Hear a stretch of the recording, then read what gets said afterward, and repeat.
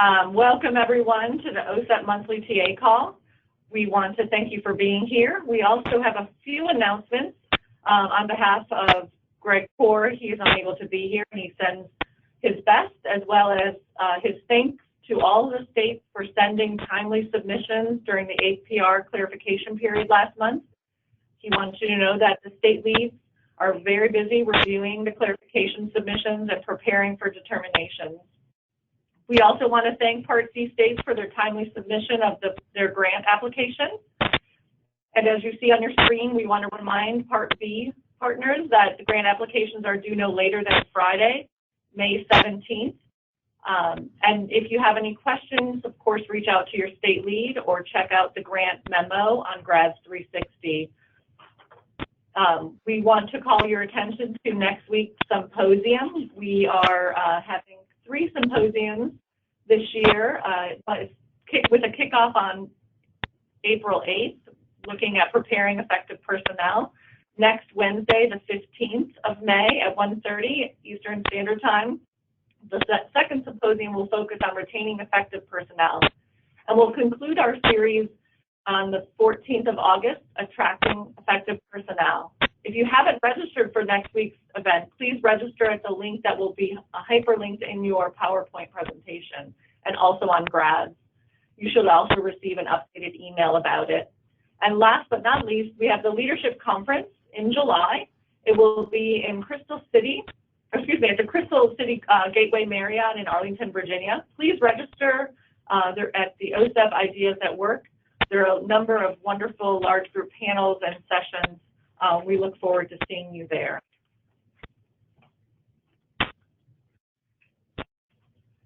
So today, we're going to be focusing on our Child Find self-assessment, and we'll have my colleague Brenda Wilkins, who is the lead for Child Find, myself, Margaret Gillis and Catherine Morris from DAISY, Evelyn Shaw from ECTA, and we also have 2 state partners, Part C coordinator Roy Fowler and Ann Freiberg, Roy from Maine and Ann from Illinois, that had an opportunity to pilot the self-assessment and give their share.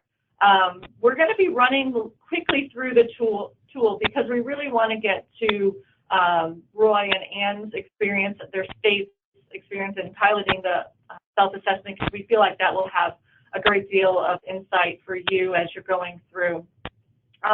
Don't be concerned, because this is being recorded and all of the PowerPoints will be online, and we're going to be presenting the Child Find self-assessment at the Leadership Conference. So one other reason to come. And this is focused on Part C, and while it is focused on Part C, we really hope our Part B partners, especially 619 coordinators, are able to stay on the line to listen through, because of the coordinated effort that needs to happen between Part B and Part C. We also have some exciting news as we're finishing up the Child Find self-assessment for Part C. We've already been thinking about how we can modify it and adjust it for 619. So I want to give you our agenda. We're just going to give you a national snapshot. We're going to introduce you to the Child Find self-assessment, and then we're going to have our states share their experiences. And there are a number of wonderful resources that will be hyperlinked as well, so we'll be talking about that. If you have questions, please use the chat room, and we'll be moderating that chat as well, and we'll have time for questions. So this graphic illustrates the number of infants and toddlers from birth to age 3 who received early intervention services in the U.S. and outlying areas. So you can see by the graphic, there's by percentage and then by percentage by Part C state. So there's some variance. This is 51. It's 51 with states and DC.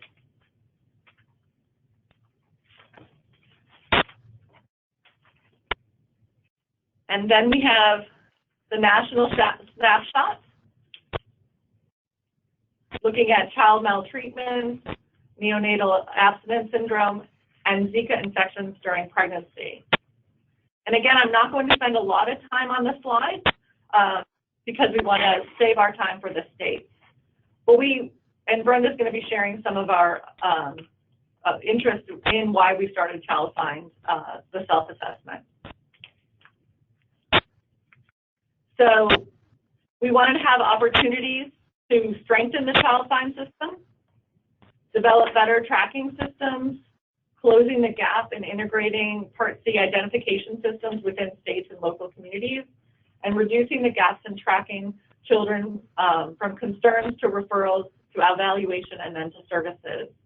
And we also wanted to look at combining developmental monitoring and screening systems for early identifications, more targeted and appropriate referrals, and then the receipt of early intervention services.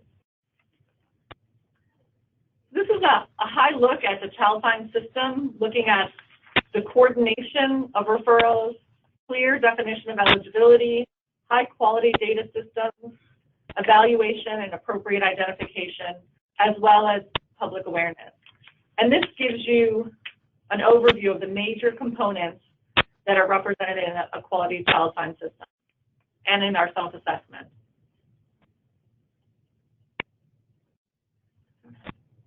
Hold on one second. We're supposed to have our polls.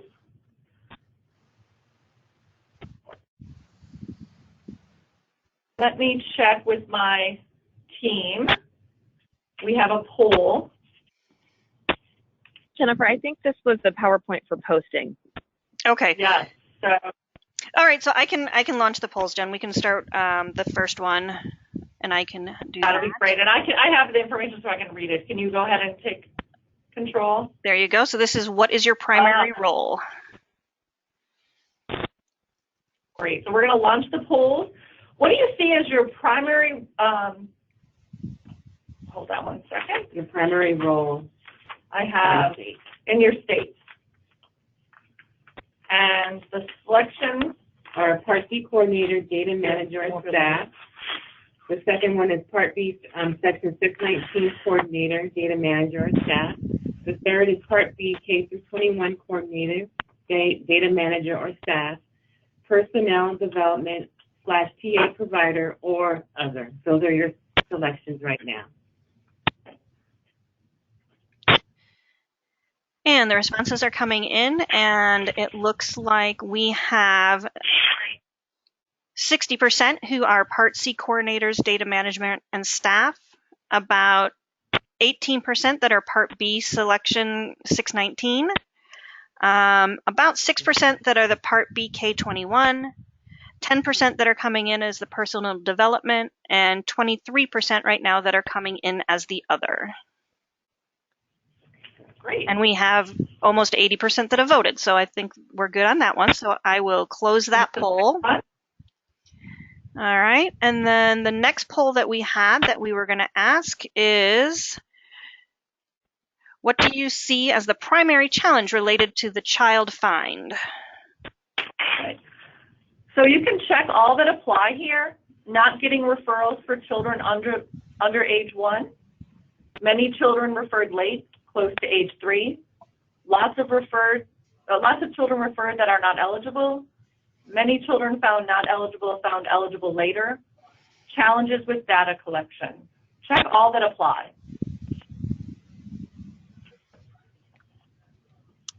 Okay, the information is coming in. We're right at about 50% that have voted, so we'll give it just another moment as those numbers climb.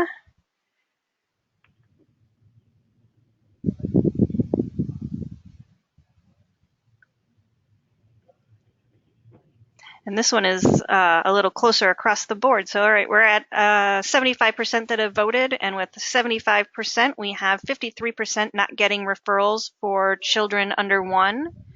66% that responded many children referred late. 30% with lots of children referred. 22% with many children found not eligible.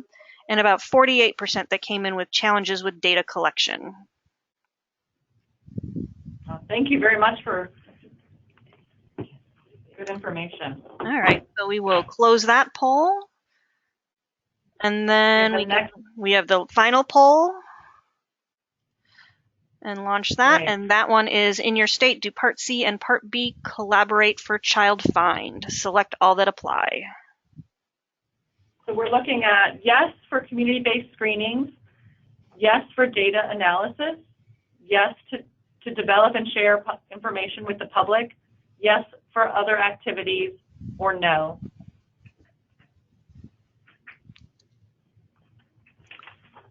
And voting is going on. We are climbing quickly. This is a good poll. We are at about 50% voted, so I'll give it just a few minutes more, get a couple more people who have a chance to respond.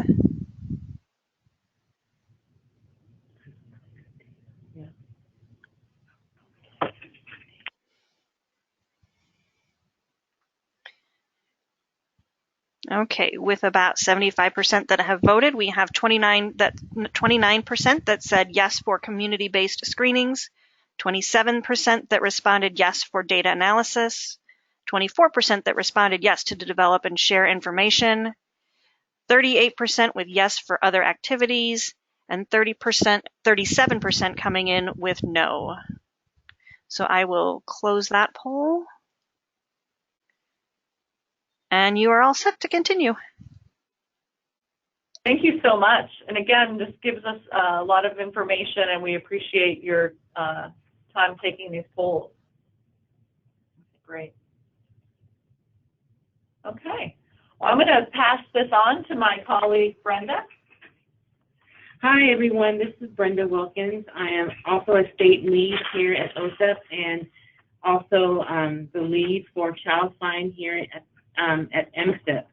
So why focus on Child Find?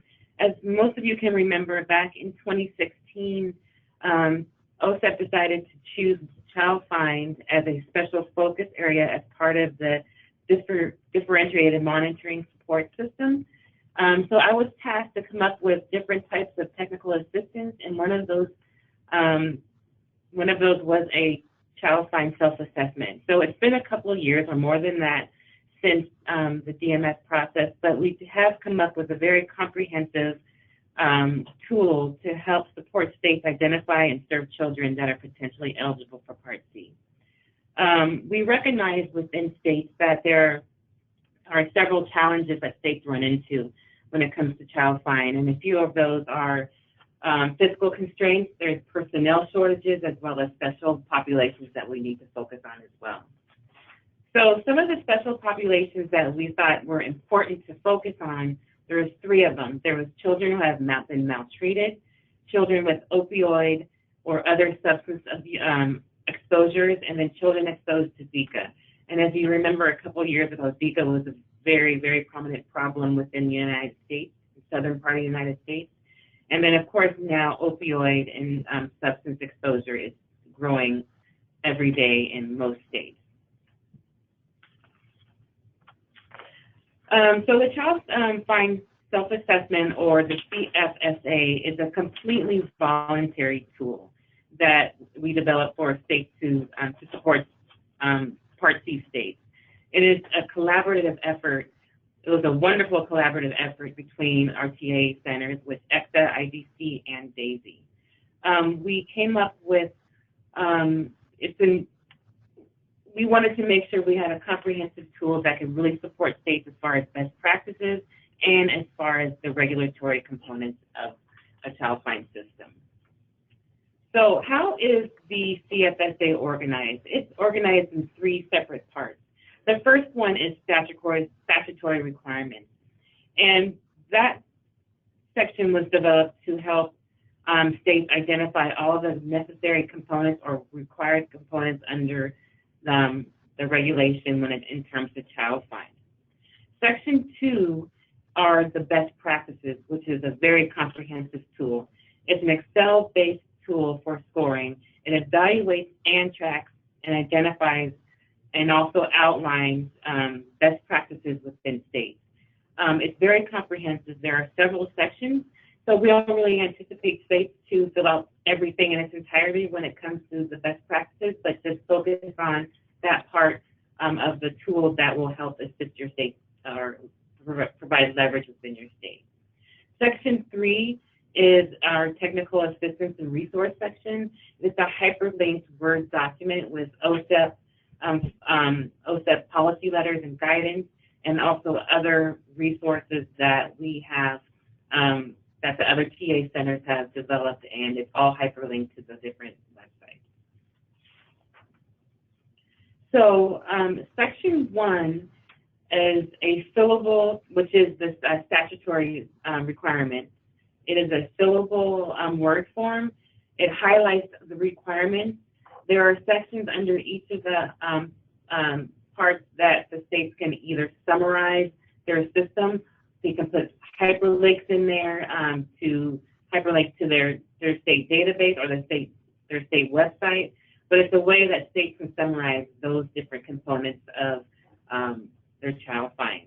So it's separated into several sections, which include pre-referral and child fine public awareness, a comprehensive child fine system, referral procedures, post-referral timeline, and screening procedures, which are optional, but that's all also within the statutory part of the section 1. Section 2, I just want to talk to you about the table of contents. It's separated into, let me just pull back. Section 2 is also the best practice piece, and it's separated into 5 sections. The first section is instruction, and then child fine best practices, the theme summary, the action plan, and the data section.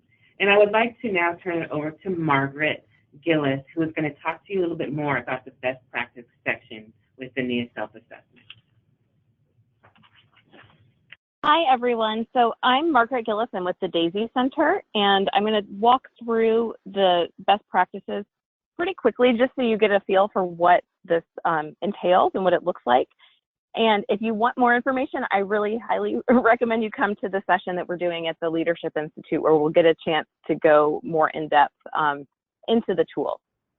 So this is the Excel worksheet. If you've used the DAISY ECTA systems framework, this may look familiar. It's based on that. So if you've worked with that tool in the past, it might be something that you are used to.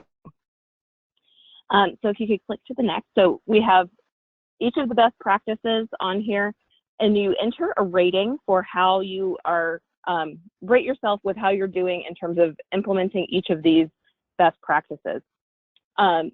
The rating for the best practices is 1 to 4. And I think if we click again, it'll pop up the rating.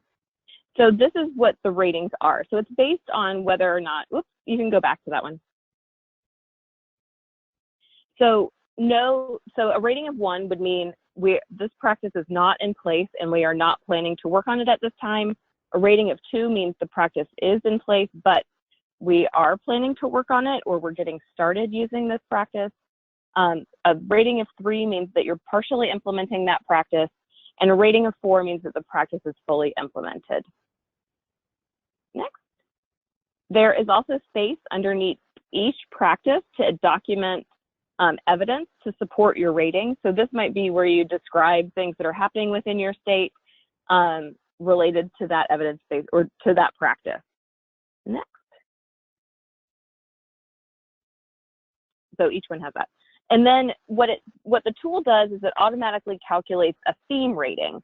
So there are 7 theme ratings or 7 themes for each of the best practices, and they fall under those. And depending on the ratings that you're entering for each of the best practices within that theme, it will calculate a theme rating. So here is a rundown of those. I'm not going to go into depth, but again, it's based on how many are partially, fully implemented and how many are not in place or you're not planning to work on them. Next. Okay, so here we are back at our Excel tool. So next, please. So that's where your theme rating rolls up. And next.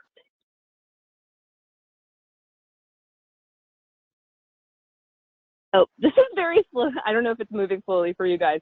And this is where, so at the top left of your screen is where you see the best practice rating. So it's all on this one page for you. And then for each best practice, you will enter a priority, so high, medium, or low, according to what you are planning on implementing or what you feel like you will implement. Okay, next.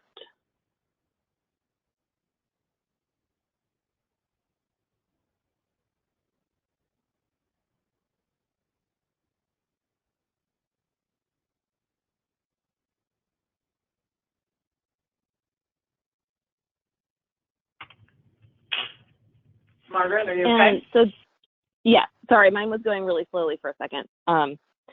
This is the theme summary page. So this is another tab in the Excel tool. So on this tab, you see on the left, the Child Find Best Practices. So these are those theme areas. And then it has your theme rating, the priority that you gave to the theme, and then red, yellow, and green sort of just as a visual depiction of where you rated within that. It also includes the number of practices that are within that theme, and then the number of ratings that you gave of a 1, 2, 3, and 4, as well as the priority that you gave to however many items within that. So this is just a page summarizing what's on that other page. There's also a tab within the Excel tool to start action planning. So this provides space for you to use your ratings and your priorities to plan some next steps. So there's places for you to document members of your Child Find planning team, your Child Find improvement plan, so activities and timelines, as well as how stakeholders will be involved in the process. Next. Section 3 of the Child Find self-assessment is where we move into resources. So Section 1, the fillable PDF or the fillable Word form, and Section 2 are tools.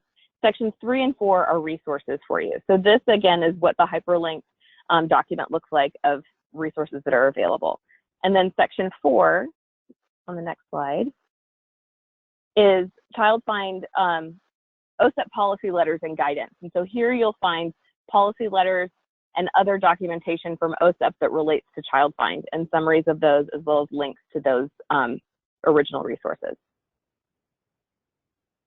So just a tiny bit about the development of this tool before we hear from our states who participated in the pilot.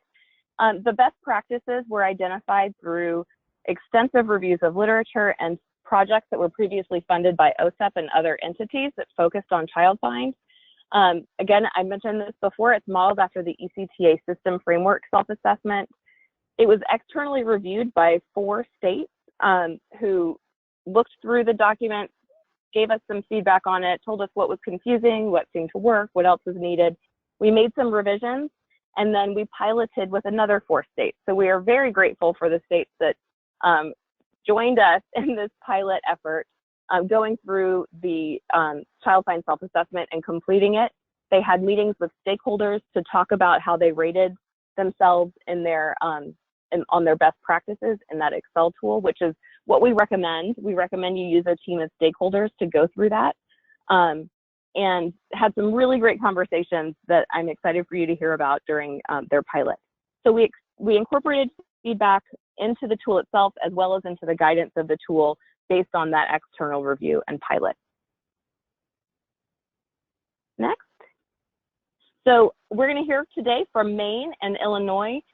Florida and West Virginia also piloted with us. So again, we're really grateful and wanted to give them a shout out. So now I will move on to Roy Fowler from Maine. All right, good afternoon, everybody. Thanks for having me. I'm excited to talk about this. This is a good experience for Maine. I wanted to start out by talking about why Maine decided we need to focus on Child Find. Every year, Maine falls short of its Child Find targets on the SPP APR, and we currently, embarrassingly, rank 51st in the percentage of identified children under the age of 1, literally half of what the national average is. It's good to know that I'm not alone. The earlier poll indicated that 53% of you were not getting referrals for children under 1. It's discouraging, but it's also good to know that we're not alone here. We rank 47th in the percentage of identified children under the age of 3. And Maine is a large, sparsely populated state, and it ranges from urban, what passes for urban in Maine, to extremely rural, as you can imagine. We have some areas in that map there, the darker green areas, where the towns are just identified by numbers, don't even have a name.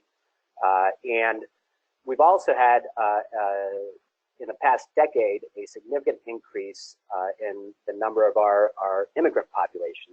A lot of refugees end up moving to Maine, and Maine still continues to be the whitest state in the nation, and so the state has very little experience in working with this population. Until recently, the biggest, what passed for a minority in Maine were French Canadians. So it's a new experience for us. Okay, next. We focused on the Child Find best practices, and we went through it in 4 sessions with a large and varied group of stakeholders. That included the Maine Autism Society, the Maine Developmental Disabilities Council, Maine Parent Federation, WIC, Office of Children and Family Services, Child Care Licensing, Head Start, Early Head Start, as well as Part C service providers. And we received a lot of support from ECTA and DAISY, and it was very helpful because they really helped to clarify some of the framework items that maybe we weren't quite understanding the way they were worded, and it gave a national perspective, and how other states implement best practices. An example of the support they gave us is Maine had never really thought it necessary to even consider Zika, knowing that it's from parts of the world that are significantly warmer than Maine. But given our influx of migrants and from Southern and Central America, it could pop up on our radar. So we need to really take a look at that as well. And that's something that the TA centers help to open our eyes to. Next.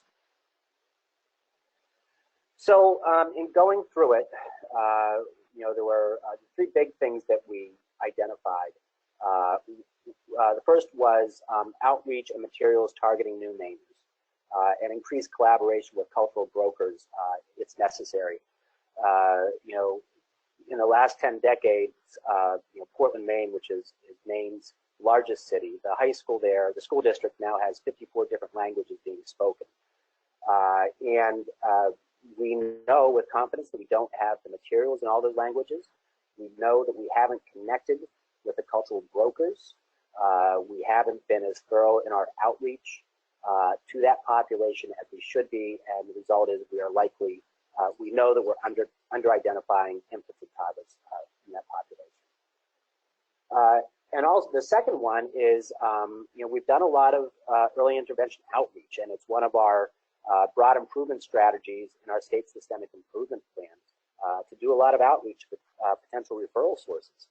But what we failed to do is to evaluate the effectiveness of that outreach. And, we don't know individual referral sources, if we've seen an uptick in referrals from them or kind of categories of referral sources. We haven't identified the quality of the referrals. Are these good referrals, kids that really should be referred to us based on an objective measure? We haven't identified the age at which children are being referred, and knowing that we are really struggling with the under ones, are we having an impact on our referrals for infants? And so there's a lot of digging deep that we need to do there. The other issue that we have is we don't know the identification rate at our regional programs. We don't know, we have difficulty identifying the number of 0 to 3-year-olds in our catchment areas. And so at this point in time, we're unable to tell if our regional programs are identifying at an appropriate rate. So there's a lot of research, a lot of evaluation analysis that needs to go into the outreach activities that we've already put into place. And the last one is the lack of a state entity that oversees and coordinates developmental screenings, and it's an impediment to increased identification. As you can imagine, when our identification rates went public here in Maine, there was I got a lot of feedback. It got a lot of attention, and currently there is a bill before the legislature that addresses this actually as a result of our low identification rate. And what this bill does is it addresses screenings and identification, it provides additional funding, and it designates an entity to oversee and coordinate. And I was able to share the results of our Child Find self-assessment with the legislature to help them work through, have some data about the gaps that are present. And so the results of this Child Find self-assessment, I'm anticipating, are going to help to develop a good, robust Child Find effort at a state level that has the support of the legislature. So that's it's been a very beneficial result of it. This Child Find self-assessment was timely, and I'm very happy that we participated in it because I could demonstrate these to anyone that asks about our low identification rates. This is what we've done. This is what we've identified as our priorities, and this is our work plan moving forward. So it's been very helpful to me. Thank you so much, Roy. And now we're going to introduce Ann Freiberg from Illinois. Ann? Hi. Yes, good afternoon. Can you hear me okay? Can everyone hear me? Okay, yes, good. you're doing good. Thank you. I want to make sure I had no technical difficulties. So, as I said, my name is Ann Freiberg. I am the Part C coordinator / bureau chief for the Bureau of Early Intervention in the state of Illinois, where the S is silent. So we, I'm going to not lie here, we came a little late to the party. We saw this on the website, and we spoke amongst ourselves and said, hey, why don't we check this out and see how we are rating in our Child Find practices. So we only were able to complete one section, which is the best practices section of the tool. And as Rory has done, and as the feds recommend, get a large stakeholder group. So you see a whole list there. We have our early intervention providers or interventionists, our service coordinators. We had parent professional development from our early intervention training program, our early intervention monitoring program, our central directory team, local education agencies, state education agencies, the 619 coordinator, adverse pregnancy outcomes reporting system represented out of the Bureau. We actually had a few of our local interagency council members, and we had a lot of people on the call. And when you have that many people on a call, obviously it's gonna take some time, which is probably the biggest reason. We only made it to part of the section, but we felt it was very important. We just wanted to see where we're at. We didn't think we were terrible, but what is this tool? How can we improve our state Child Find process? So next point, I guess I point out the map here. So I apologize to go back for a second. So many of you may know Illinois is a fairly large state, and you can see by the population, birth population there, that it's a lot up on the upper right-hand corner, and that happens to be the city of Chicago and Cook County. Down around the little bend on the left side, you get St. Louis, East St. Louis side in Illinois as well. So we do have a lot of rural area in between, but we have some very populated areas we had to deal with as well. And to get a practice that fits everyone, as we all know, is very complicated. But that was why I had all these various stakeholders there to help us get through some of that. So the Illinois context of how we organize our Child Find is that it is a project housed within our Illinois State Board of Education. The Bureau of Early Intervention is housed within the Illinois Department of Human Services, so we're not in the same umbrella.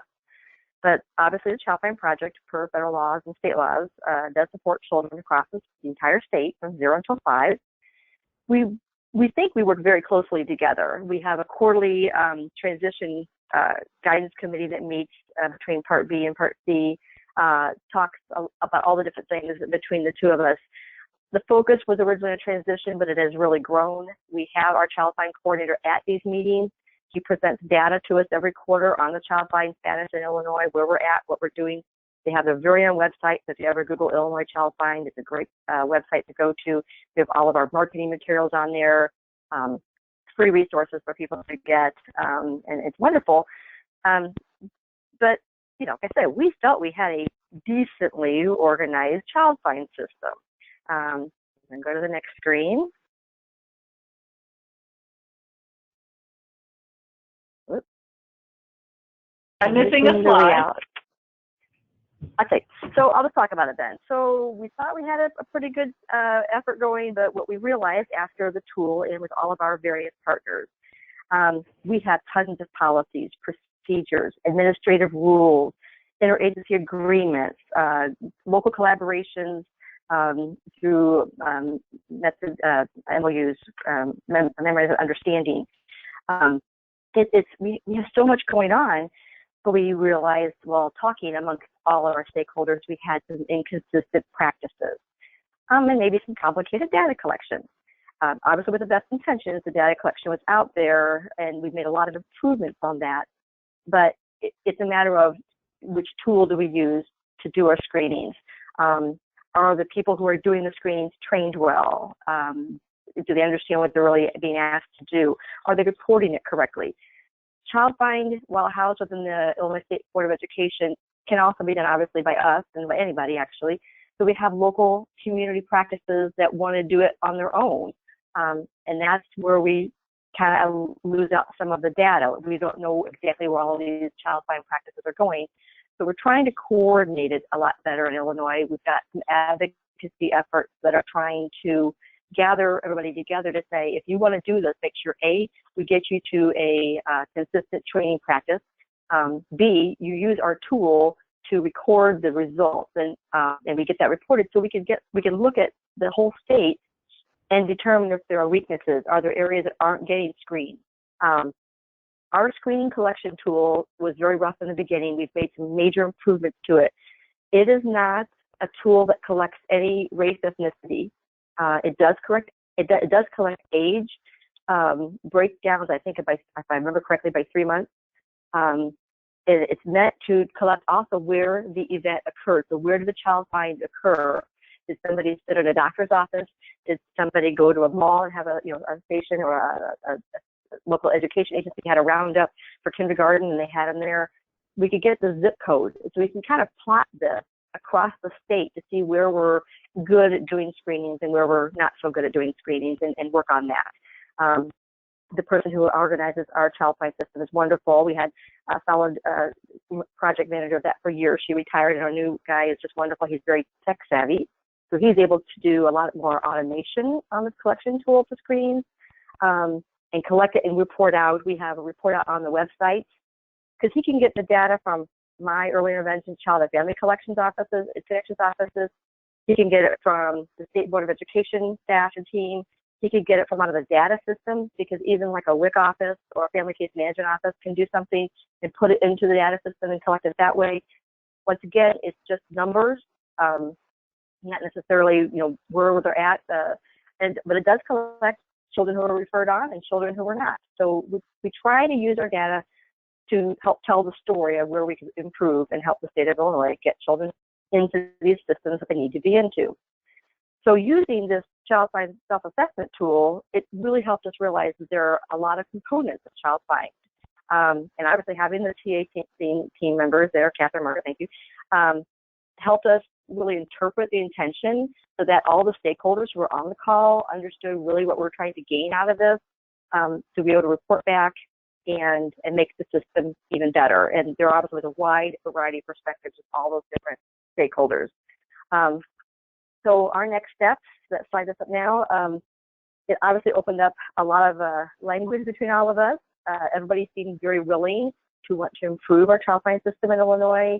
All of us had our own ideas within our own context, but also we wanted to try to work together and build collaboration. One thing we recognize we really need to work on is some sort of a cross-training between the two. Everybody kind of thinks they know each other's programs, but when it comes down to it, maybe not so much in detail. So we're going to start working on that. We've been working on it in Illinois with other groups, so why not use our partners of education, right? And also, could we create some sort of resources and tools that can help people make sure that they're doing everything correctly and they're gathering it right and they're turning it in right? We have a standardized referral form in Illinois that we introduced a few years ago through a collaboration with our state Medicaid agency. We've updated that to be more broad in language so that referral form can be used to gather consent at the screening so that we can immediately start working with the family and the team to get together and share information, determine eligibility, etc. We're working right now to get that in a bilingual format as well. The data has come in much cleaner over the last couple of years with the improvements we've made. And with the work of our OSEP, with our messaging work group to help market early intervention well in Illinois, we created a brand new referral tool, a referral brochure that we are using to share with all of the primary referral sources in Illinois. All of our local child and family connections offices can get this for free off the Childline website.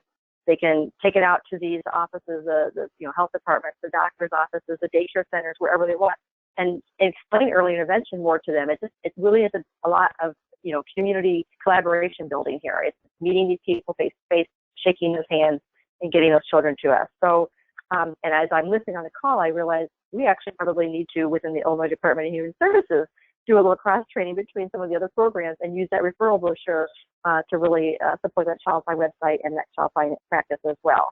So our plan is to go ahead and reconvene the group, probably over a couple of meetings, to try to see if we can collect more information on more of the tool and see what we can do to keep moving Illinois forward in our Childline practice. Thank you so much, Anne, and thank you for your flexibility and missing a slide. It just happens always to be a technical glitch on our end, so we apologize for that. But rest assured that slides will be updated and available for everyone on Grads 360. Do we have any questions for Anne or Roy or anyone on the TA team or Brenda or myself? There are no questions that have come in yet. So if you do have any questions, make sure that you enter them into the chat pod and I can field them as they come in. But as of right now, there are no questions.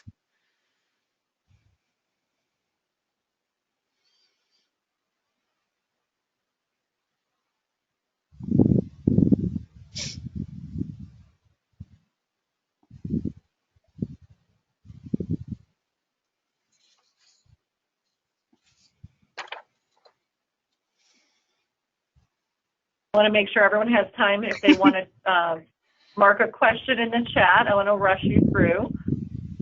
You gave us a lot to think about, Roy and Anne, as well as the guide, and we want to encourage everyone, if you're at the leadership conference, to stop by to have a much more detailed understanding of the Childline self-assessment. We had our first question come in. The question is, when will the self-assessment be released? Hi, this is Brenda Wilkins. It will be available on Grads 360 today after the call.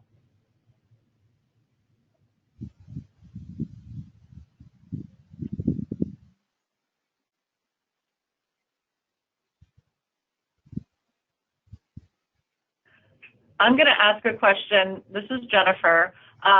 Since the tool will be available, if you're wondering as a state, maybe Margaret, if you'd like to answer what a state might do to get support in looking at the self-assessment and how they might use it for their state.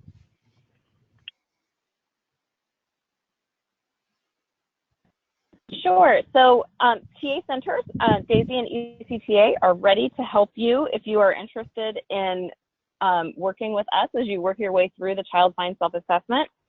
As you heard from both Roy and Anne, we did sit in on their meetings with stakeholders and help guide them through that. So we're happy to do that with you if that's helpful. Evelyn Shaw from ECTA is our main point person for accessing technical assistance from Daisy and ECTA around Childline. So you can reach out to Evelyn. I believe her email address it's in the tool itself and it's in a couple other places, but we can also provide that. It's basically evelyn.shaw@fpg.unc.edu. Right, Evelyn? Almost. You don't have to have the FPG. Or is it just UNC? Yeah. Okay. It's evelyn.shaw@unc.edu. Right. And so we're happy to help you. Right. Just we're also FYI, developing. Sorry, Margaret, I keep talking over you. This is Evelyn. I believe it's also posted on the Grads 360 announcing the Childline self-assessment that Brenda Wilkins, her contact information, and then mine. Yes, it is. Thank you. Any other questions? We did have another question. Yep, we have two that came in. The first one, it says, for state presenters, do you use the evidence field? Roy and Ann Roy, we'll start with you and then we'll go to Ann. Do you use the evidence field? Yes, we actually did use the evidence field, and actually I think that was the most valuable part of it. With the stakeholders, when we started discussing each individual practice, we went down a lot of different rabbit trails, but they were good rabbit trails, and a lot of good conversation, and so much of it went into the evidence field, and it got some really rich information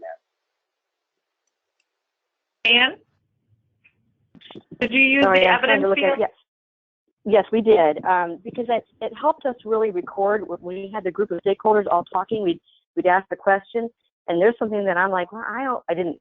In listening to the question or reading the question, I was like, I don't think so. But then someone would say, well, what about that? So it was a good way to record things and see that we are meeting this. You know what I mean? It's like we meet this. We do have some of them, or give ourselves a little credit, type thing maybe.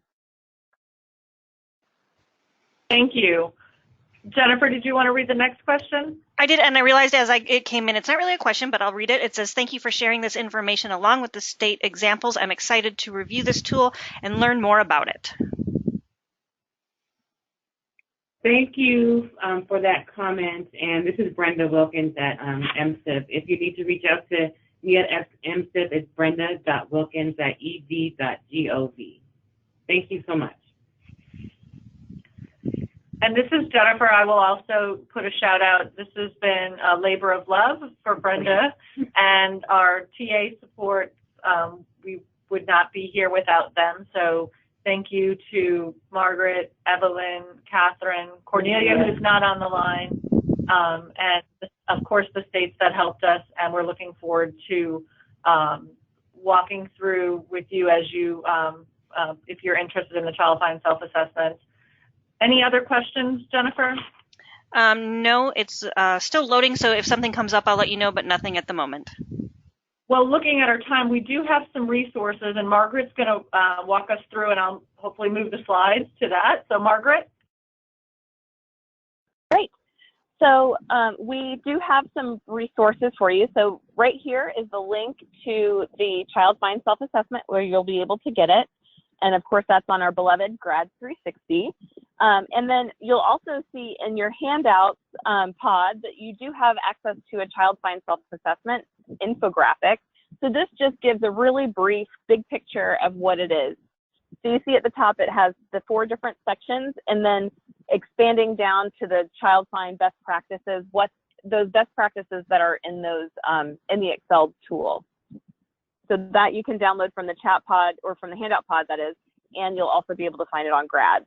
This will also be linked on the TA Center websites, of course, so you can find it in Grads, but you can also find it on those websites eventually. Next one. So here are, again, some additional resources. The Birth to 5, Watch Me Thrive are some really excellent resources around Child Find. And then TA resources that have been developed by ECTA and Daisy. We have a couple things for looking at data. So another Excel-based tool that's on identifying meaningful difference in Child Find. We also have a Child Find data special collection of resources that can help you look at your data around Child Find. We also have a Child Find funnel diagram tool that can help you look at different populations or different aspects and how children are moving through the Child Find system. So these things you might use in conjunction with the Child Find self-assessment to really dig into your Child Find system and figure out what's going on and where you might need some additional attention to be paid. And then Evelyn is working on updating the state and jurisdictional definitions of infants and toddlers with disabilities under IDEA Part C. So this is a tool that has been on ECTA. I think the last update was 2015, and it's currently being updated again and expanded with some additional information. So that will be available soon. So you can look for ECTA updates on that one. Next. And DEC also has some great resources around Child Find that are linked here as well. I won't go too much in depth on that since we've only got a couple minutes, and I think that might be the last. And so here are the DAISY and ECTA websites and how you can find us and access all those resources. I'm going to do another check on if there's any other questions in the chat. One actually did come in. It's how do you operationalize your rating, and is that informed by the evidence field?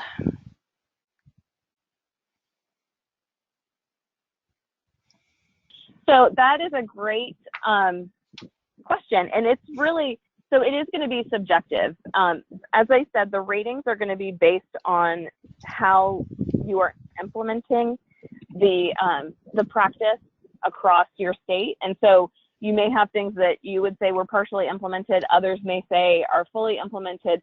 So that is going to be subjective, but I think that's where that evidence pod really comes into play. So you can document there what's going on and seeing over time, if you're filling this out a couple different times to see how you're progressing on the things where you want to focus your attention. You can see what evidence you provided for that rating initially, and then compare that to what you rated again.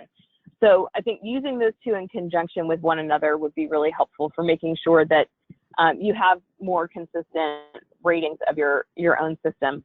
I mentioned before that we also recommend that you engage stakeholders with this. Many of those best practices are not things that fall completely under the jurisdiction of Part C. And so having your referral sources and your other collaborators at the table is really helpful for understanding how things are working and what's actually being implemented. So they may have some perspective on things that you may think are not really being implemented, but they say, actually, yeah, these are things that are working and we're implementing. So having more people with different perspectives at the table, I think, helps to give you that better picture of exactly what's going on. So yeah, I don't know if I totally answered that question.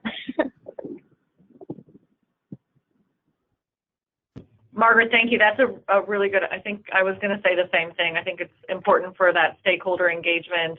Also, the state's priorities, they can set their priorities. And as you mentioned, some things may be a lower priority, but you're almost there. It's a low-hanging fruit, so you could actually complete that. So thank you very much. Jennifer, any other questions? No, I believe that was the last one. Well, as I'm wrapping up, if we do get any more questions, interrupt me, but we do want to say thank you for your time today and all the work that you do for children and families, and this Teacher Appreciation Week. We can't help but thank you as well for all that hard work. It shouldn't be just 1 week, but we do thank you. We also want to encourage you to tune in for our TA call in June, on June 13th. And on behalf of OSEP, we hope you have a wonderful rest of the day. Thank you very much. Thank you, everyone, for joining us. Thank you, everyone. That concludes today's broadcast.